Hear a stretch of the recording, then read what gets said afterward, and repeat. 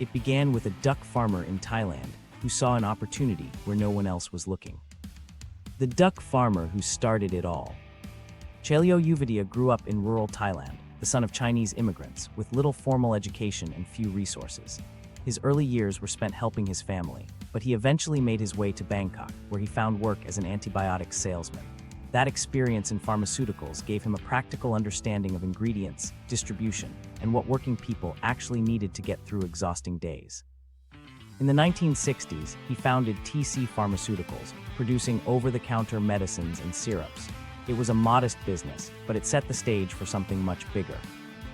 By the mid-1970s, Thailand's energy drink market was growing fast, but most products were expensive and targeted at the wealthy. Chaleo saw an opening. The people who truly needed an energy boost, taxi drivers, construction workers, factory hands, couldn't afford the premium tonics on offer. He set out to create something different, a drink that was significantly cheaper than other Thai energy tonics, accessible to the masses, and tailored to the practical needs of laborers. In 1976, TC Pharmaceuticals introduced Krating Ding, which translates to red gaur, a wild bovine native to Southeast Asia. The formula was simple: caffeine, taurine, sugar, and B vitamins. The packaging was unpretentious, small glass bottles that could be reused, sold at a price point that undercut competitors. Distribution focused on places where workers gathered: truck stops, roadside vendors, and local markets. Instead of relying on traditional advertising, Chaleo went directly to his target audience. He handed out free samples to truck drivers and laborers, and made sure the drink was available at Thai boxing matches, where the connection between energy, endurance, and physical strength was obvious. Within 2 years, Krating Ding dominated the Thai energy drink market. The branding was deliberate. The logo, two Red Bulls charging at each other, was a symbol of power and stamina. Unlike later Western versions, Krating Ding wasn't carbonated and didn't need to be served cold. Workers often drank it straight from the bottle or diluted it with water, sometimes warm, between shifts. Chaleo's operation prioritized volume over profit margins, pushing availability so aggressively that competitors struggled to keep up. Rapid volume growth followed, and Krating Ding became a staple for anyone needing a boost to get through a long day. Chaleo's approach was practical and focused. He saw energy drinks as a tool for people who worked hard and needed to stay awake and alert. By marketing directly to laborers and drivers, he built a loyal customer base that fueled the brand's early success. TC Pharmaceuticals expanded production steadily, and Krating Ding's reputation spread across Thailand and into neighboring countries. Yet for all its domestic success, the drink remained a local phenomenon, largely unknown outside Southeast Asia. That changed in the early 1980s when a foreign visitor arrived in Bangkok on business. The visitor was jet-lagged, exhausted, and searching for something to keep him awake. He reached for a bottle of Krating Ding, hoping for a quick fix. The effect was immediate, but what really stood out wasn't just the energy rush. It was the realization that this unassuming drink, so closely tied to working-class Thailand, might have potential far beyond its home market. This encounter would set in motion a partnership that would transform Krating Ding from a practical aid for tired workers into a global cultural icon. The next chapter of the story would be shaped by a man with a very different background, and a vision that would take the energy drink far beyond Thailand's borders. The toothpaste salesman's epiphany. Dietrich MATESCHITZ'S stepped off the plane in Bangkok in 1982, exhausted from jet lag and years of routine corporate travel. At 37, he was a marketing director for Blendex, a German toothpaste company, and had spent years in the world of consumer goods, first at Unilever, then at Blendex, selling products that promised small improvements to daily life. His resume was solid but unremarkable, marked by a slow climb through the ranks and a business degree from the University of Vienna that had taken him a decade to finish. He was not the type of executive anyone expected to disrupt the beverage industry. On this trip, he wasn't thinking about innovation. He just wanted to stay awake for meetings. In a Bangkok pharmacy, he described his symptoms and was handed a small bottle of Krating Ding. The drink was warm, non-carbonated, and came in an unassuming glass bottle. Still, within minutes, he felt his energy return. For MATESCHITZ'S, the effect was more than physical. It was a shift in mindset. He felt alert, focused, and ready to work. The experience stuck with him, not just as relief from jet lag, but as a marketer's insight into how a product could make someone feel. He paid attention to what others overlooked. In Bangkok's streets, he saw Krating Ding everywhere. Taxi drivers, street vendors, and construction workers all relied on it to get through long shifts. He started digging into the numbers and trends. In Japan, Teisho Pharmaceuticals had built a vast business selling similar functional drinks. Teisho was Japan's largest energy drink manufacturer and a major taxpayer, a sign that the market for these products was far bigger than a niche remedy for tired workers. If energy drinks could generate that kind of economic impact in Japan, MATESCHITZ'S wondered, why couldn't they do the same elsewhere? It became clear to him that there was an untapped opportunity outside Asia. Energy drinks weren't just another beverage, they were a new category, waiting for someone to reimagine them. MATESCHITZ'S tracked down Chelio Uvidea, Creating Ding's creator, using his industry contacts. Their first conversation revealed how differently they saw the product. Chelio viewed Creating Ding as a practical solution for laborers, a drink with a clear function. MATESCHITZ'S saw something broader, a product that could be transformed into a symbol of energy, ambition, and lifestyle. 14 months of discussions followed. MATESCHITZ'S pushed for changes that seemed radical at the time. He wanted to carbonate the drink, making it fizzy and more appealing to Western tastes. He insisted on serving it cold, even though that meant investing in refrigeration and chilled distribution. He proposed packaging it in slim aluminum cans, a move that would triple packaging costs but signal a premium product. Each decision was aimed at making the drink stand out, not just as a functional tool, but as a statement. His research showed that Western consumers didn't buy energy drinks just for the caffeine. They bought them for how the drinks made them feel about themselves. The product would need to be aspirational. Where Chelio marketed utility, MATESCHITZ'S would market identity. This shift became the foundation of what would eventually be known as Red Bull's marketing strategy. The partnership agreement gave Chelio a majority stake and left MATESCHITZ'S in charge of markets outside Asia.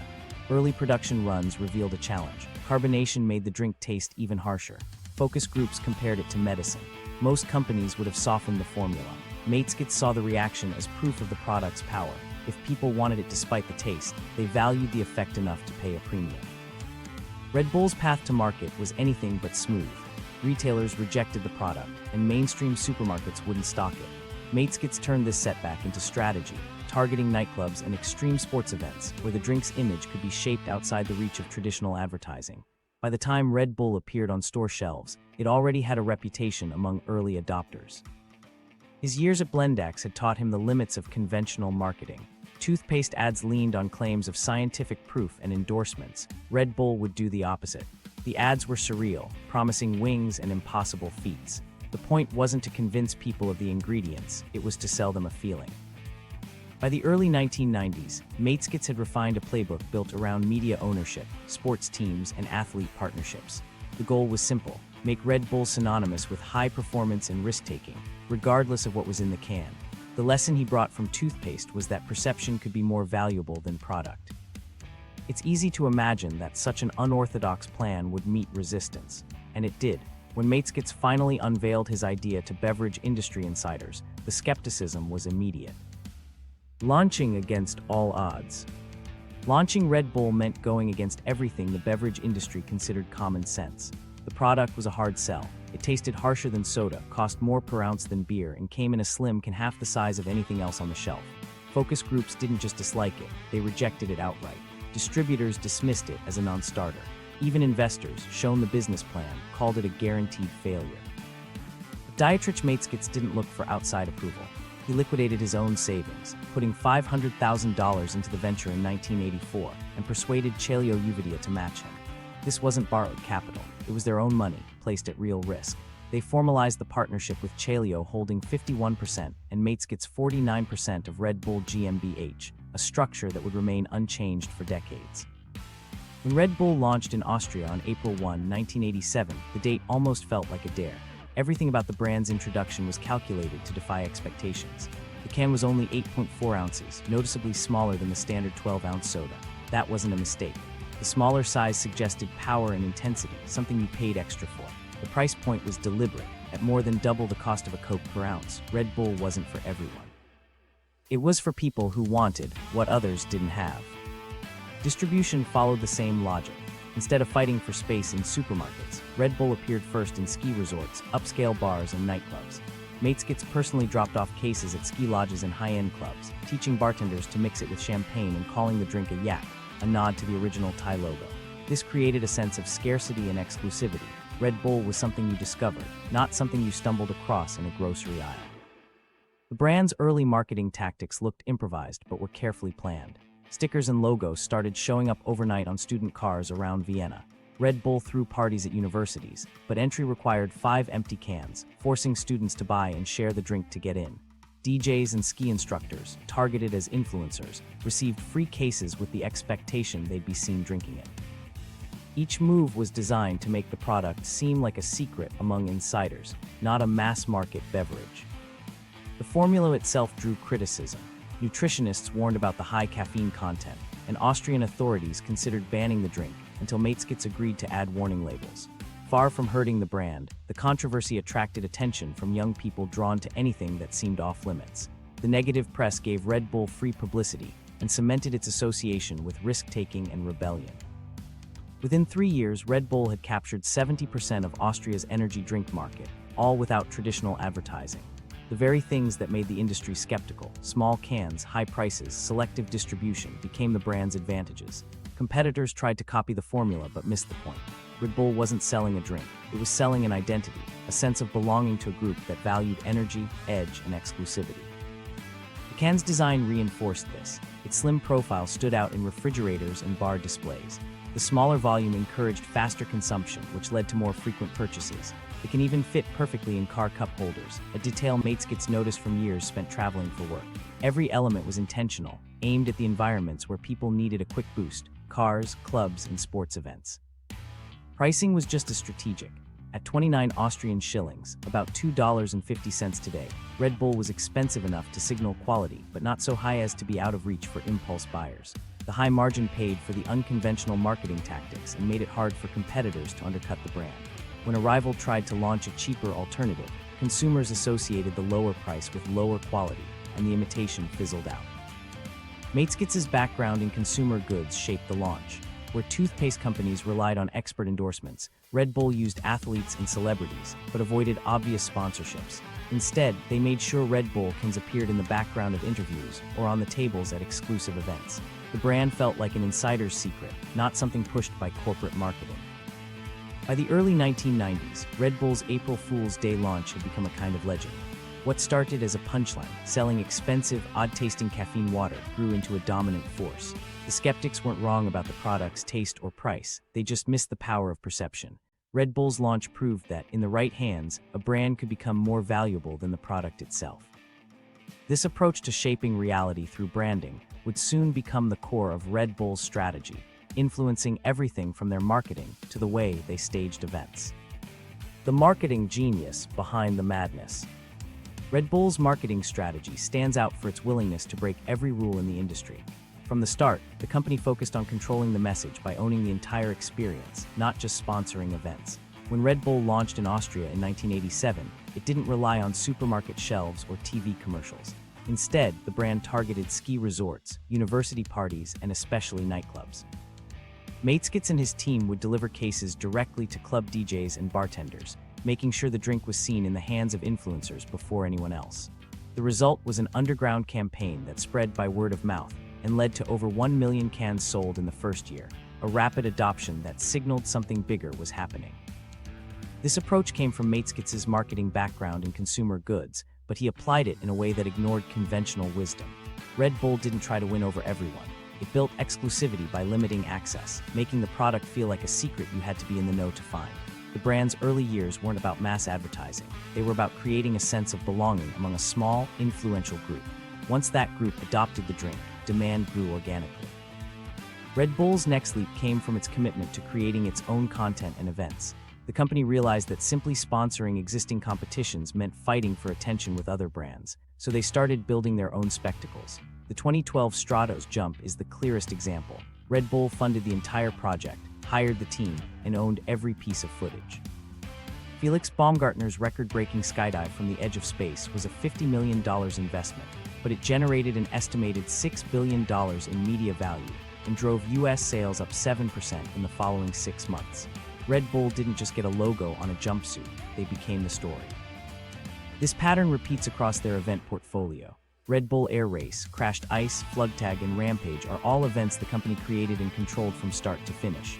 Each one is designed for visual spectacle, with footage that circulates for years. Red Bull Media House, launched in 2007, turned the company into a full-scale content producer. They don't just make ads, they make documentaries, live broadcasts, and social media clips that keep the brand in circulation around the clock. Their content pipeline is so extensive that even media outlets license Red Bull's footage, effectively paying to advertise the brand. Athlete partnerships follow the same logic. Red Bull doesn't just pay for endorsements. Instead, they sign athletes to long-term contracts, treating them as part of the team. This gives the company control over how athletes appear in media and ensures a steady stream of authentic content. The focus is always on shared activity and lifestyle, not scripted commercials. Athletes seek out Red Bull for the exposure and support, which in turn strengthens the brand's presence in every extreme sport. The scale of Red Bull's marketing budget is unmatched. In 2025, they'll spend about $3.3 billion, roughly a quarter of their annual revenue, on marketing alone. That's 3 times what competitors like Monster Energy spend, even with similar sales figures. Red Bull treats marketing not as an expense, but as a core part of the product. Events, content, and athlete partnerships are investments that pay off for years, with highlight reels and viral clips extending the life of each campaign. Red Bull's strategy is about authenticity. Their marketing isn't an interruption, it's the content itself. Whether it's a documentary about climbers or a viral video of a failed stunt, the brand is woven into the story. Even setbacks become opportunities. When an athlete crashes or a stunt goes wrong, Red Bull turns the footage into shareable content, reinforcing their image as risk-takers who embrace every outcome. Live events also double as market research. At competitions, Red Bull tests new flavors, gathers feedback, and builds anticipation before products hit retail shelves. This direct connection with fans and athletes keeps the brand relevant and responsive. Talent scouting is built into the event structure, with unknown athletes given a chance to break out and become part of the Red Bull story. The real advantage, though, is ownership. By controlling the intellectual property for every event and piece of content, Red Bull creates a barrier competitors can't easily cross. Decades of curated stunts, athlete relationships, and original footage can't be replicated overnight. The brand's cultural legitimacy comes from years of consistent investment and bold decisions. All of this is possible because Red Bull has never treated itself as just a beverage company. The product is only one piece of the puzzle. Their real business is building a brand so compelling that people want to be part of it, regardless of what's in the can. This approach has set them apart in a crowded market. But there's an even stranger twist to the story. While Red Bull has mastered the art of marketing, the company has taken an entirely different approach to making the product itself. The manufacturing paradox. Red Bull's entire production model stands out for how little it resembles a typical beverage company. Instead of building factories or running bottling plants, Red Bull outsources almost every aspect of manufacturing. This approach isn't a side note, it's a foundational decision that shapes everything else they do. Rather than tying up capital in equipment or property, Red Bull's leadership decided early on to focus resources where they believed it mattered most, building the brand. Most of the world's Red Bull supply comes from a handful of facilities in Austria and Switzerland, operated by Roche, a longtime partner. These 2 plants, just 40 kilometers apart, handle the mixing, canning, and packaging. The arrangement is straightforward. Roche brings in the raw ingredients, follows Red Bull's precise specifications, and fills the iconic slim cans. Red Bull's own staff aren't involved in the process. Their main concern is that the packaging and product match the brand's standards. This system has been in place since the company's earliest days and remains the blueprint for every market they enter. In the US, Red Bull took the same approach but scaled it up. Their production facility in Glendale, Arizona, is a joint venture with Roche and Ball Corporation. Ball provides the pre-printed recyclable cans, Roche oversees the mixing and filling, and the finished product rolls out to distributors. Even in this major US facility, the employees technically work for Roche or Ball, not for Red Bull. The company's role is limited to overseeing brand consistency and approving packaging designs. This asset-light model allows Red Bull to expand quickly into new markets, adjust supply with demand, and avoid the risks that come with owning and operating factories. This separation offers flexibility that most competitors can't match. If a bottler faces delays or supply issues, Red Bull can shift production to another partner. During the 2021 aluminum shortage, they sourced cans from multiple suppliers across different countries, avoiding the bottlenecks that slowed down rivals. When sales fluctuate in a particular region, Red Bull simply increases or reduces orders. There's no need to idle expensive equipment or lay off staff. This agility helps them respond to market shifts in real time. Environmental considerations play a role in how Red Bull structures its manufacturing, too. The company emphasizes wall-to-wall production, where cans are filled within meters of where they're made. This method reduces transportation distances, cutting emissions compared to traditional beverage supply chains. The cans themselves are 100% recyclable, and the local focus means that both the filling and recycling processes stay close to the point of sale. By working with regional partners and minimizing unnecessary shipping, Red Bull lowers its environmental footprint without sacrificing efficiency. Quality control is managed through strict contracts and standardized processes. Every manufacturing partner must use identical equipment, follow exact mixing protocols, and submit to regular audits. Red Bull's headquarters in Austria provides detailed instructions for everything from carbonation levels to the precise amount of each ingredient. The company doesn't rely on secrecy or proprietary knowledge. Instead, it enforces consistency through tight oversight of its partners. If a problem arises, like the 2018 recall in Germany due to unauthorized sweeteners, Red Bull's solution is to tighten supply chain tracking and shift more responsibility upstream, rather than taking direct control. The company applies the same logic to distribution. Red Bull doesn't maintain its own fleet of trucks or warehouses. Instead, it partners with established local distributors who already serve convenience stores, gas stations, and sports venues. The product slots into existing delivery networks, keeping costs low and ensuring high visibility in locations where the target audience shops. Even in-store merchandising is handled by third-party firms. Red Bull avoids employing its own stockers, which saves millions in labor costs each year. Ingredient sourcing is equally hands-off. The taurine comes from German pharmaceutical suppliers, caffeine is purchased in bulk from Swiss chemical companies, and the vitamin blend is formulated in Singapore. Red Bull places orders and sets specifications, but never physically handles the raw materials. This keeps the company lean and focused on what it does best, maintaining the brand and driving demand. There are drawbacks to this model. Outsourcing means less direct control over labor conditions and environmental practices at partner facilities. Mistakes or quality lapses can take longer to detect, since Red Bull isn't present on the production floor. Critics argue that this separation leads to a lack of accountability. Still, the benefits, speed, flexibility, and cost savings have outweighed the risks so far. Red Bull's gross margins remain among the highest in the industry, freeing up resources for the massive marketing campaigns that fuel its growth.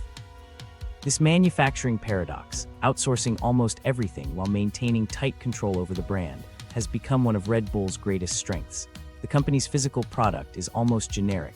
The real value is in the perception built around it. Everything Red Bull does is designed to keep the brand front and center, while the operational details remain in the background. This relentless focus on brand extends beyond cans and factories. It shapes where Red Bull shows up, who carries their logo, and how the company embeds itself in the cultural fabric of its audience. The sports empire strategy. Red Bull's approach to sports isn't about putting logos on uniforms or sponsoring tournaments. Instead, they buy the teams themselves. This strategy turns every match, race, or event into a direct extension of the brand. Red Bull now owns teams across Formula 1, soccer, ice hockey, and esports. Each team operates as a marketing engine, building emotional ties with fans and ensuring the brand appears in headlines, highlight reels, and global broadcasts. The New York Red Bulls are a clear example. Red Bull bought the club for $25 million in 2006. Today, the team is valued at $300 million. The stadium in New Jersey is covered in Red Bull branding, but the more important exposure happens on television and social media. Every match puts the Red Bull name in front of millions of viewers across 150 countries. The team's annual losses are outweighed by the brand visibility and the data gathered from fans, tickets, and merchandise. This isn't a typical investment. It's a way to make Red Bull part of the conversation every time someone follows US soccer. Formula 1 is even more effective for global reach.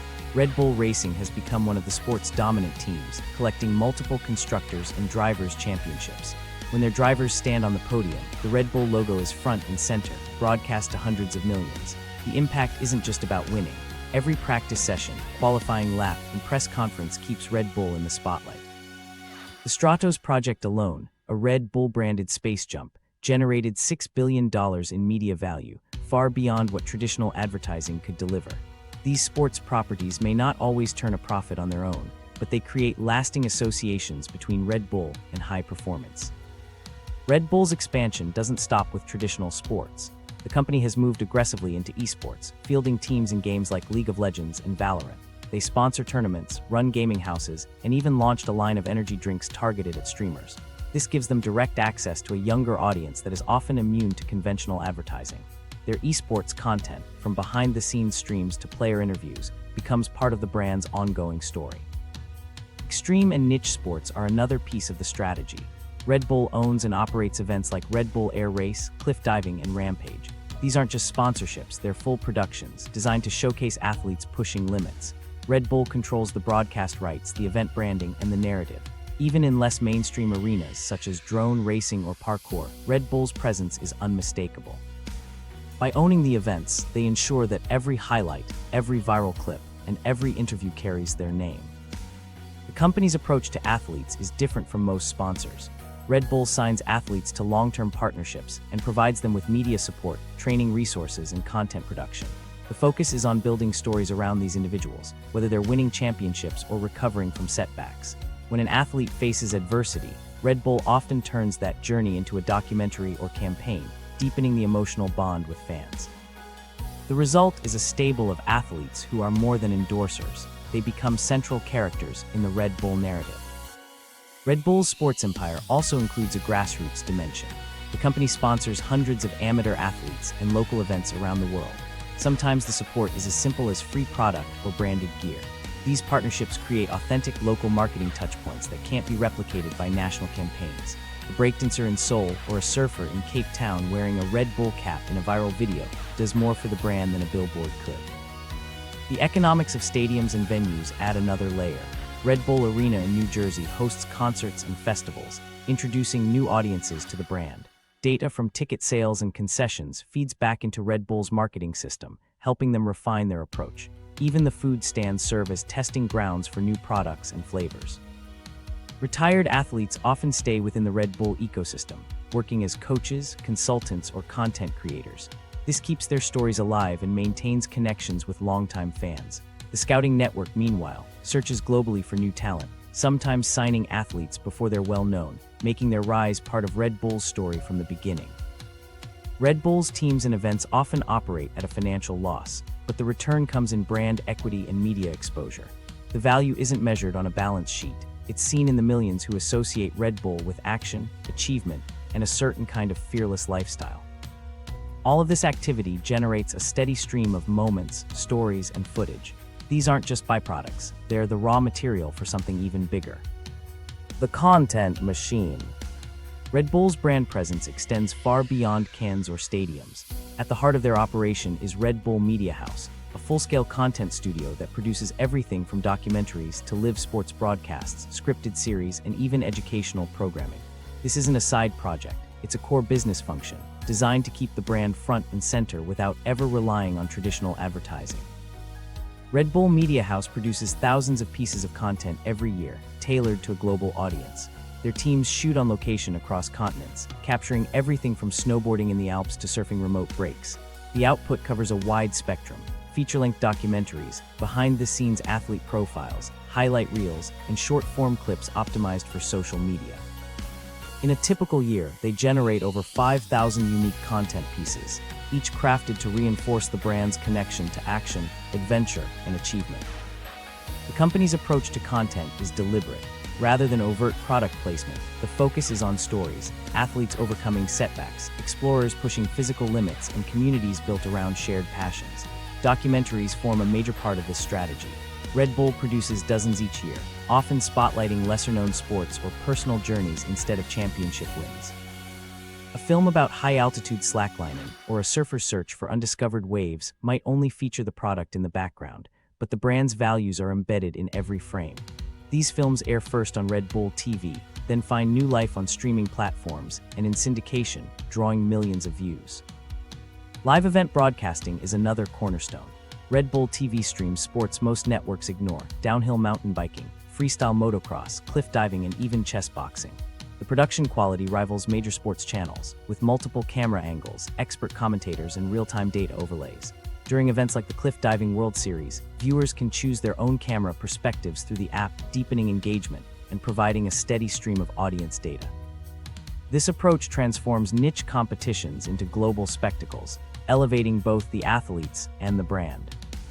The Red Bulletin, their monthly magazine, extends the content ecosystem into print. Distributed through partnerships with major newspapers and reaching millions of subscribers, the magazine features long-form journalism, photo essays, and adventure travel stories. Product mentions are rare and subtle, akin in the background of a base camp photo or a logo on an athlete's gear. The focus remains on storytelling, with the brand woven into the narrative rather than forced into it. Music content is another layer. The Red Bull Music Academy supports emerging artists by providing studio space in cities like Berlin and New York. Musicians gain access to world-class facilities, while Red Bull builds cultural relevance and a presence in creative communities. Concerts and sessions are recorded and distributed online, with live streams drawing large audiences. These music projects reinforce the brand's association with innovation and self-expression.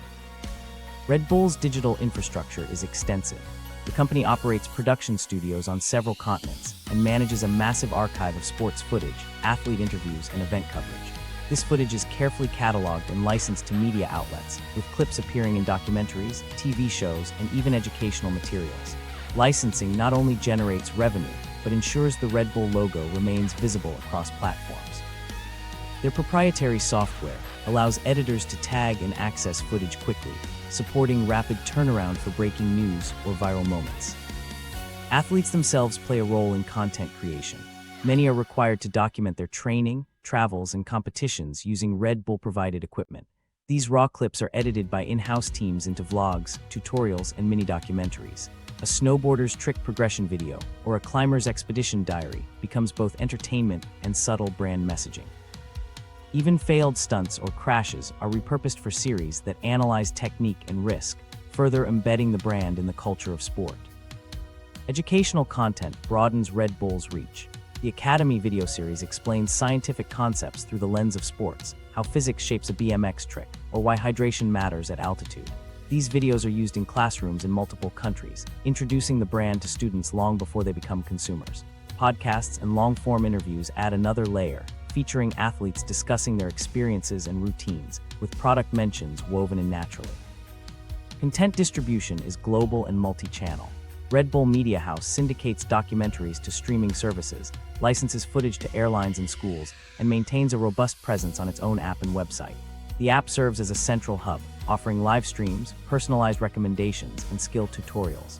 The algorithm adapts to user interests, keeping fans engaged for extended sessions and pushing notifications for new achievements or events. Red Bull's content operation doesn't just support the brand, it defines it. By controlling every aspect of production and distribution, the company ensures its message is consistent and its audience remains engaged. The result is a media presence that rivals traditional networks, positioning Red Bull as more than just a beverage, it's a cultural force. The scale and sophistication of this strategy set the stage for how Red Bull approaches every new audience. Their next move targets a group where influence spreads fast and habits last for years. The campus conquest. Red Bull's campus strategy didn't rely on waiting for students to discover the brand on their own. Instead, the company sent teams directly to colleges, armed with cases of energy drinks and stacks of branded stickers. Their approach was calculated. Red Bull's logo appeared on skateboards, laptops, and bathroom stalls in high-traffic campus areas, all mapped out in advance. These guerrilla tactics weren't random acts of vandalism. Each placement was chosen to maximize exposure and spark curiosity among students. Fraternity and sorority houses became early distribution points. Red Bull reps would drop off free cases for parties, but with a catch. The drinks had to be served at room temperature. This was intentional, as it made the sugar content more noticeable and fixed the taste in students' minds. The result was a new kind of party staple,